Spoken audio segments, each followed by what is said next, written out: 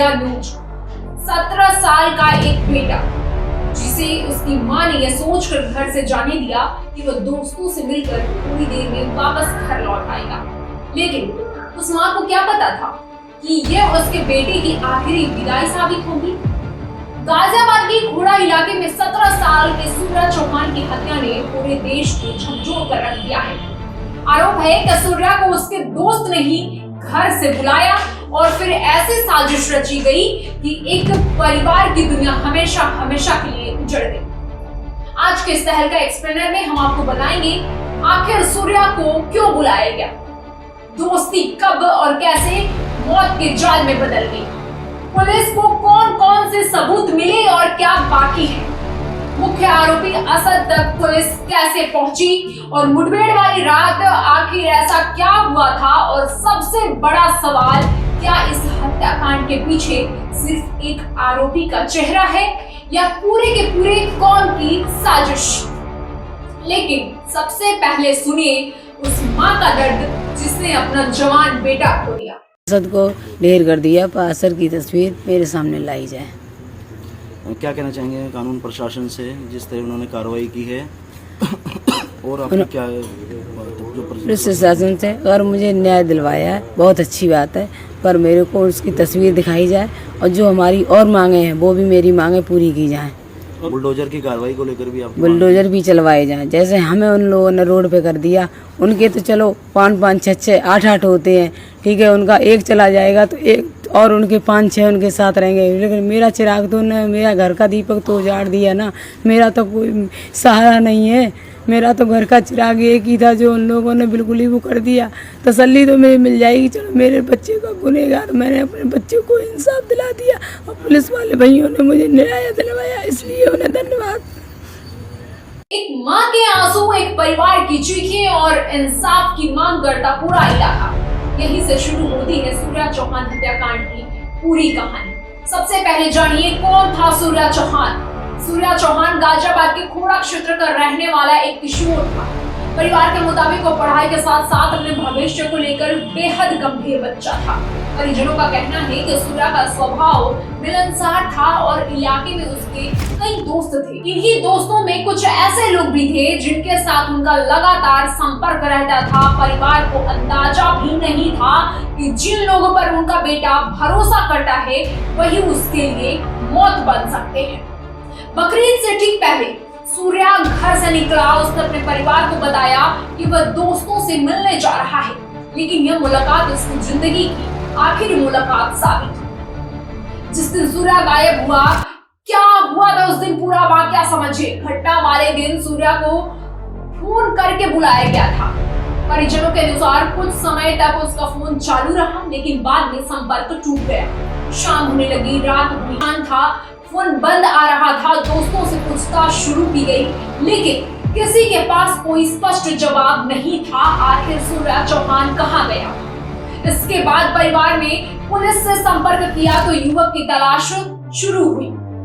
शुरुआती घंटों में यह मामला एक सामान्य गुमशुदगी जैसा दिखाई दे रहा था, लेकिन जल्द ही जांच में पता चला कि जांच में ऐसे सुराग मिले जिसने मामला हत्या की दिशा में बढ़ा दिया।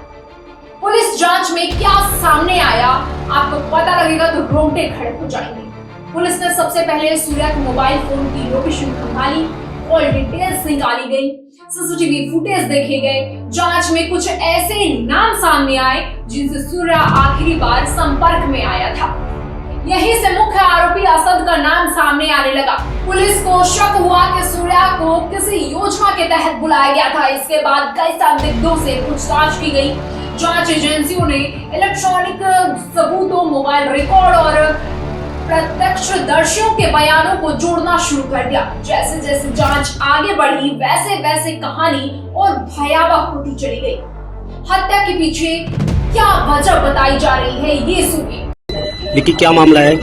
कल हम घूम रहे थे, ईद थी मोमडनों की, तो वो मोमडन जा रहे थे। हमें फोन करके बुलाया था, मेरे को, आयुष को और सूर्या को। उसके बाद क्या नाम है, फोन करके बुलाने के बाद सूर्या से ये बोल रहा था तुमने कभी बकरा हलाल होते हुए देखा, तुम्हें आज मैं दिखाऊंगा। फिर उसके बाद उसको चाकू मार दिया। सत्ता उसका नाम, और एक का नाम फरहान था, एक का नाम आतिफ था, एक का वहाँ पे और भी थे, सारिक नाम था। और एक असद का बाप था, नवाब नाम है उसका। इस मामले में अलग अलग स्तर पर कई तरह की चर्चाएं सामने आ रही हैं। सोशल मीडिया पर भी अनेक दावे किए जा रहे हैं।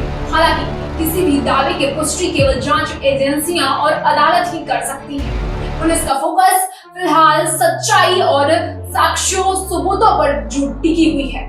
जांचकर्ता का यह पता लगाने की कोशिश है कि क्या हत्या पहले से प्लान्ड थी, क्या इसमें एक से अधिक लोग शामिल थे, क्या ये पूरी कहानी रंजिश भी थी, या किसी विवाद ने इस घटना को जन्म दिया हो। इन सभी सवालों के जवाब जांच पूरी होने के बाद ही पता चल पाएगा। लेकिन इतना जरूर है कि घटना ने पूरे क्षेत्र और देश में भय और आक्रोश का माहौल पैदा कर दिया है, क्योंकि ये घटना सिर्फ एक घटना नहीं बल्कि इंटर रिलीजियस मामला भी है। जैसे ही घटना की जानकारी सार्वजनिक हुई, स्थानीय लोगों में भारी नाराजगी देखने को मिली। परिवार न्याय की मांग करने लगा, इलाके में प्रदर्शन हुए, लोगों ने आरोपियों के खिलाफ कड़ी कार्रवाई की मांग की। सोशल मीडिया पर भी जस्टिस फॉर सूर्या जैसे अभियान चलने लगे। कई सामाजिक संगठनों ने भी मामले की निष्पक्ष जांच की मांग उठाई। प्रशासन पर दबाव लगातार बढ़ता गया कि जल्द से जल्द सभी आरोपियों को गिरफ्तार किया जाए। पुलिस ने आरोपी की गिरफ्तारी के लिए कई टीमें गठित की। संभावित ठिकानों पर छापेमारी शुरू हुई। कई जिलों में तलाश अभियान चलाया गया। तकनीकी निगरानी के जरिए आरोपी की लोकेशन ट्रैक करने की कोशिश की गई। पुलिस अधिकारियों के अनुसार आरोपी लगातार जगह बदल रहा था। इस दौरान पुलिस को कई इंपॉर्टेंट इनपुट भी मिले। जांच एजेंसियों की उम्मीद थी कि जल्द ही आरोपी तक पहुंच बनाई जा सकती है। और फिर आया वो दिन जिसने पूरे मामले को नया मोड़ दे दिया। पुलिस के अनुसार सूचना मिली कि आरोपी असद एक विशेष इलाके में मौजूद है। पुलिस टीम वहां पहुंची, घेराबंदी की गई। पुलिस का दावा है कि आरोपी ने आत्मसमर्पण करने के बजाय फायरिंग शुरू कर दी। इसके बाद जवाबी कार्रवाई की गई। मुठभेड़ के दौरान आरोपी घायल हुआ, उसे अस्पताल ले जाया गया, जहां डॉक्टरों ने उसे मृत घोषित कर दिया। पुलिस का यह भी कहना है कि मुठभेड़ में एक पुलिसकर्मी घायल हुआ है। घटना के बाद पूरे इलाके में सुरक्षा बढ़ा दी गई है। हालांकि हर पुलिस मुठभेड़ की तरह इस मामले में भी कानूनी प्रक्रिया और जांच अपनी अहमियत रखती है। मुख्य आरोपी के मौत के बाद भी जांच खत्म नहीं हुई है। पुलिस अब भी यह पता लगाने की कोशिश कर रही है क्या और लोग शामिल थे, क्या यह हत्या पूरी तरह से साजिश है, किसने क्या भूमिका निभाई और क्या कोई मास्टरमाइंड है इसके पीछे। बाकी संदिग्धों की तलाश अभी जारी है। फॉरेंसिक रिपोर्ट, डिजिटल सबूत और गवाहों की बयान जांच में इंपॉर्टेंट भूमिका निभाते दिख रहे हैं। सूर्या चौहान हत्याकांड केवल एक आपराधिक घटना नहीं है, यह भरोसे, दोस्ती और सामाजिक सुरक्षा से जुड़े कई गंभीर सवाल भी खड़े करता है। एक परिवार ने अपना बेटा खो दिया, एक पूरा इलाका सदमे में है और अब सबकी नजर इस बात पर है कि जांच आखिर किस निष्कर्ष तक पहुंचती है और बाकी आरोपियों के खिलाफ क्या कार्रवाई की जाती है। इस मामले से जुड़ी हर बड़ी अपडेट हम आपको सबसे पहले पहुंचाते रहेंगे।